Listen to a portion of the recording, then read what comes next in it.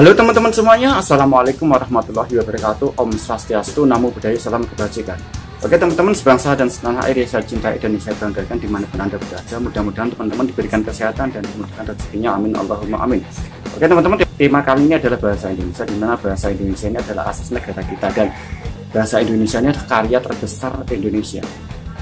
Dan bahasa Indonesia juga diklaim Malaysia karena dianggap bahwa bahasa Indonesia ini adalah bahasa Melayu. Oke teman-teman, saksikan video ini sampai selesai dan jangan lupa like, komen, dan subscribe. Lewat mana ya? Mau ke rumah? Mau pulang ke rumah? Lewat mana? Bahasa bahasa pasar. Bahasa pasar also kan? Saya sudah lapar, nak pergi makan tak? Oke. Mengapa orang Cina, Indonesia, dan Malaysia beda? Ini jawabannya. Ya, jom kita lihat. Ayo kita lihat. Lebih dari 300 kelompok etnik atau suku bangsa. Terdapat 134.000 suku bangsa di tanah air. Pembagian kelompok suku di Indonesia tidak mutlak dan tidak jelas. Hal ini akibat dari perpindahan penduduk, percampuran budaya, dan saling mempengaruhi. Berbagai suku yang tinggal di Indonesia, kita tetap menyebutnya sebagai bangsa Indonesia. Bahkan orang-orang Tionghoa, Arab, India yang tinggal di Indonesia tetap saja disebut orang Indonesia. Budaya Malaysia Cina disebut bangsa Cina, India disebut bangsa India, begitu juga Melayu disebut bangsa Melayu. Iya. Orang Tionghoa Indonesia pasti akan tersinggung kalau merasa dilecehkan kalau ditanya, kamu bangsa apa sih? Karena Cina-Cina yang tinggal di Indonesia, mereka tetap mempunyai jiwa nasional yang tinggi di bawah bingkai NKRI. Sejarah mencatat, Sumpah Pemuda tahun 1928 telah menyebutkan berbangsa satu, bangsa Indonesia, diperkuat dengan semboyan Bhinneka Tunggal Ika. Orang Indonesia kalau ditanya berasal dari mana, mereka akan jawab dari Indonesia. Kalau di Malaysia, mereka akan jawab orang Cina dari Malaysia. Karena orang Tionghoa Indonesia banyak yang sudah tidak tahu bahasa moyangnya lagi, kecuali yang dari Tanjung Pinang Riau atau Kalimantan Barat. Karena hal ini membuat orang Cina Malaysia kaget dengarnya. Di Malaysia, orang Cina berbahasa Melayu patah-patah atau tidak lancar. Mereka terbiasa menggunakan bahasanya sendiri dengan berbagai dialek. Bertanya terbalik dengan orang Tionghoa di Indonesia. Mereka bahkan punya dua nama Indonesia dan Cina. Bahkan saat mereka sekolah pun mereka mengikuti nama-nama di Indonesia. Orang Cina di Malaysia menggunakan nama dari leluhurnya. Karena itulah jiwa nasionalisme Tionghoa Indonesia jauh lebih kuat daripada orang Cina Malaysia.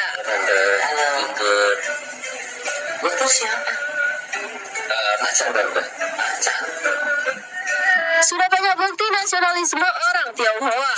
Di dunia militer ada Laksamana Muda Zhongli. Dalam dunia olahraga ada Teteh Susi Susanti. Mereka sangat idealis, lahir besar dan mati di Indonesia. Orang-orang Tionghoa di Indonesia tetap berkomitmen. Indonesia tanah tumpah darah mereka. I am Indonesian. And I will always be. Perbedaan orang Chinese Malaysia dan Indonesia pun kerap menjadi diskusi warganet. Netizen Malaysia mengungkapkan banyak perbedaan antara Cina, Malaysia, dan Indonesia. Jika perayaan keagamaan seperti perayaan Tahun Baru atau Imlek, Cina, Malaysia, dan Indonesia jelas sama.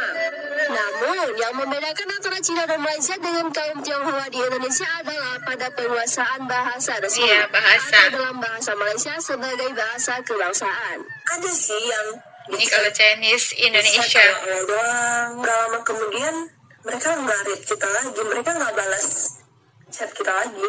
Ini Chinese Malaysia. 马来学校的小学，他应该有他这个想法。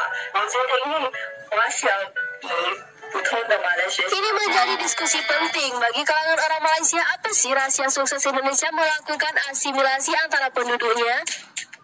Tak jarang mereka jadikan contoh jika Cina di Indonesia lebih cinta kepada negara yang ditinggalkannya. Karena kecintaan terhadap Indonesia, maka tak jarang kita melihat orang-orang Cina yang pulang ke negara asalnya. Mereka masih melestarikan budaya Indonesia.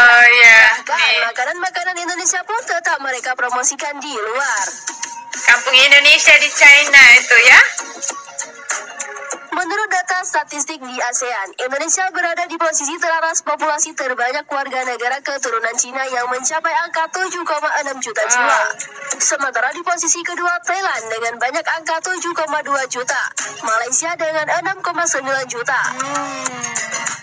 Kasus berikutnya, mengapa orang Cina di Indonesia terlihat fasih berbahasa Indonesia berbanding orang Cina di Malaysia?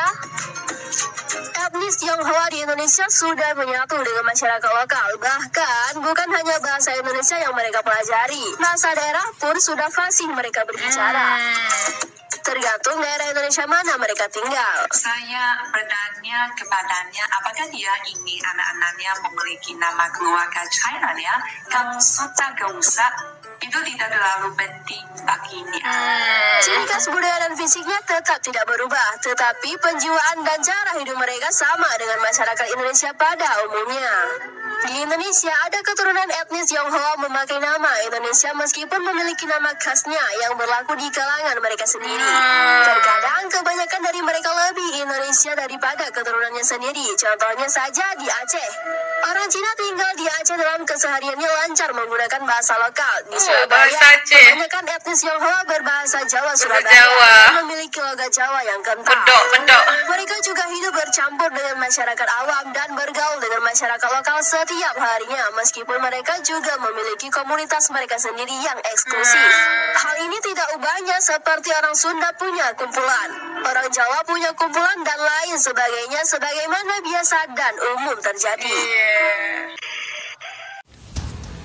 Oke teman-teman, semuanya sudah kita saksikan bersama-sama bagaimana reaksi YouTuber Malaysia atau orang Malaysia mengenai orang China atau orang Tionghoa yang ada di Indonesia ini sangat fasih berbahasa Indonesia.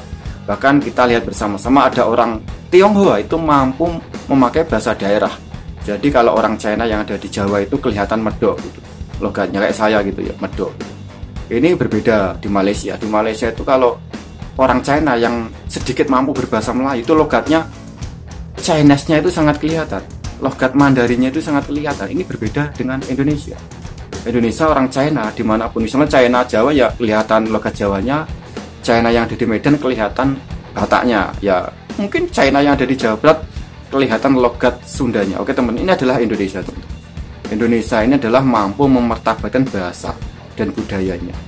Jadi kalau Malaysia ingin mengklaim bahasa Indonesia itu tidak mungkin dan harusnya tidak terjadi.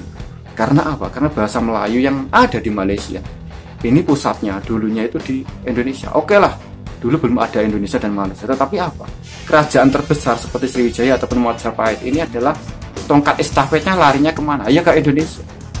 Indonesia ini adalah estafet dari negara atau dari kerajaan-kerajaan besar seperti Sriwijaya ataupun Majapahit. Tongkat estafetnya ada di Indonesia karena Indonesia ini menguasai hampir seluruh Nusantara ya teman-teman. Hanya kepotong Malaysia, Brunei dan Singapura. Kepotong itu saja.